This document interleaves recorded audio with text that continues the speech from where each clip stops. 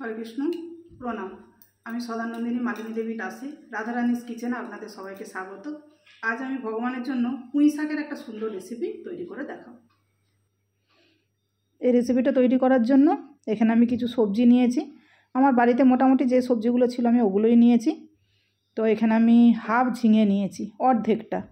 আর এখানে গাঁঠি কচু 3-4টে ছিল, ওগুলোকে আমি ছোট ছোট করে বানিয়েছি। পটল 2টো, আলু 1টা, বেগুন ছাড়িয়ে ছোট ছোট করে বানিয়েছি, আর কুমড়ো। আর পুঁই শাক নিয়েছি খুব অল্প, একটুখানি কচি কচি দেখে পুঁই শাক অল্প একটুখানি নিয়েছি, বেশি নয়। আর এখানে মশলার জন্য রয়েছে গোটা জিরে, গোটা ধনে, পোস্ত আর সর্ষে, আর একটা শুকনো লঙ্কা। এটাকে আমি মিক্সিতে পেস্ট করব। এখানে হলুদ, আর তরকারিটা আমি একটু বড়ি দেবো। এই সব তরকারিতে বড়ি দিলে খুবই ভালো লাগে। আর এখানে ভিজে ছোলা আছে, ছোলাটাও দেবো আমি ওর মধ্যে। অল্প চিনি, লবণ, আর ফোড়নের জন্য 5 ফোড়ন আর শুকনো লঙ্কা। আর রান্নাটা আমি সর্ষের তেলে করব, সেজন্য সর্ষের তেল। এবার আমি বড়িগুলো ভেজে নেবো তেলে। তো বড়িগুলো খুব নরম বড়ি, এগুলো আমাদের এখানে পাওয়া যায়, খুবই টেস্টফুল এই বড়িগুলো। তো এগুলো আমি একটু হালকা করে ভেজে নেব, ভেজে নিয়ে এগুলো তুলে রাখবো।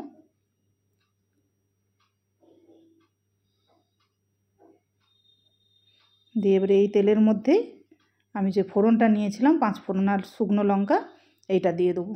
ফোড়নটা ভাজা হয়ে গেলে আমি যে ছোলাগুলো নিয়েছিলাম, ভেজানো ছোলা, ওগুলো জাস্ট একটু নাড়াচাড়া করে নেব। নিয়ে এর মধ্যে আমি যে সবজিগুলো বানিয়ে রেখেছিলাম, সবজিগুলো দিয়ে দেবো। সব সবজিগুলোই আমি দিয়ে দেবো। দিয়ে আমি নাড়াচাড়া করে, দেখুন একটু নরমও হয়ে গেছে, সবজিটা একটু কমেও গেছে, দেখেই বুঝতে পারছেন। প্রায় আমি 3-4 মিনিট মতো নাড়াচাড়া করে নিয়েছি, একটু ভাজা ভাজা হয়ে গেছে। তো এই অবস্থায় আমি লবণ দিয়ে দেবো পরিমাণ মতো।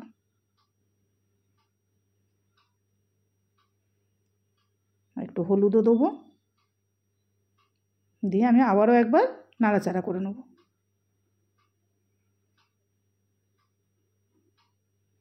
আর তার আগে আমি যে মশলাটা পেস্ট করেছিলাম, সর্ষে, পোস্ত আর গোটা জিরে, শুকনো লঙ্কা দিয়ে, ওই মশলাটা সহ দিয়ে আমি ভালো করে একবার সুন্দর করে নাড়াচাড়া করে নেব। জাস্ট ওই 1-1.5 মিনিট একটু কষিয়ে নেবো মশলার সঙ্গে। দেখুন একটু মশলার সঙ্গে কষিয়ে নিয়েছি আমি, মশলাটা কষানো হয়ে গেছে। এবার আমি জল দিয়ে দেবো এর মধ্যে।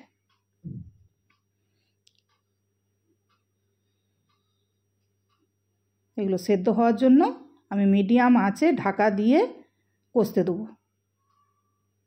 দেখুন খানিকটা সেদ্ধ হয়ে গেছে। এবার আমি পুঁই শাকটা দিয়ে দেবো। পুঁই শাকটা আমি খুবই অল্প নিয়েছি। পুঁই শাকটা দিলে তরকারিটার মধ্যে একটা সুন্দর গন্ধ আসে। পুঁই শাকের একটা সুন্দর যে গন্ধ, ওটা গোটা তরকারির মধ্যেই এসে যায়। সেই জন্য আমি অল্প করে একটু পুঁই শাক দিয়েছি, বেশি দিইনি। শুধু একটা গন্ধের জন্য অল্প একটু দিয়েছি। দিয়ে এটা আমি ঢাকা দিয়ে 5 থেকে 7 মিনিট রান্না করব কম আঁচে। দেখুন প্রায় 5 মিনিট পরে সবজিগুলো অনেকটাই সেদ্ধ হয়ে গেছে। আমি এবারে বড়িগুলো দিয়ে দেবো। আমি বললামই যে বড়িগুলো আমার খুব নরম, ওই জন্য আমি আগে থেকে দিইনি, একদম শেষের দিকে দিলাম, যাতে বড়িগুলো ভেঙে না যায়। নরম হবে অথচ যেন ভেঙে না যায়। এই অবস্থা আমি একটু চিনিও দিয়ে দেবো। শাকের তরকারি একটু চিনি দিলে ভালো লাগে, টেস্ট ভালোই হয়, সেই জন্য আমি একটু চিনিও দিলাম। দিয়ে আমি আরও 2-3 মিনিট এটাকে রান্না করে নেব। দেখুন 2-3 মিনিট পরে জলটা পুরোই শুকনো হয়ে গেছে, সবজিগুলো সব সেদ্ধ হয়ে গেছে। দেখুন কচুও সেদ্ধ হয়ে গেছে, আলু সেদ্ধ হয়ে গেছে, সব সবজি আমার সেদ্ধ হয়ে গেছে। আর বড়িগুলোও দেখুন একটাও ভাঙেনি, সব গোটা গোটা আছে, অথচ সেদ্ধ হয়ে একদম সুন্দর ফুলে গেছে। তো এই অবস্থায় টেস্টটাকে আরও সুন্দর করার জন্য আমি এতে একটু সর্ষের তেল অল্প একটুখানি ছড়িয়ে দেবো। তো কাঁচা সর্ষের তেল না দিলে একটা ভাজা মশলাও দেওয়া যায়, আপনারা ওটাও দিতে পারবেন। ওই ধনে, জিরে, শুকনো লঙ্কা ভেজে গুঁড়ো করেও দেওয়া যাবে।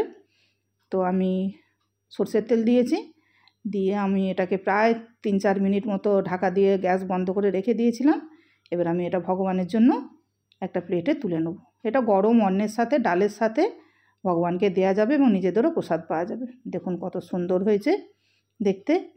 তো আপনারা বাড়িতে এইরকম করে একটা পুঁই শাকের তরকারি অবশ্যই রান্না করবেন। সব সবজি একদম দেখুন গোটা গোটা।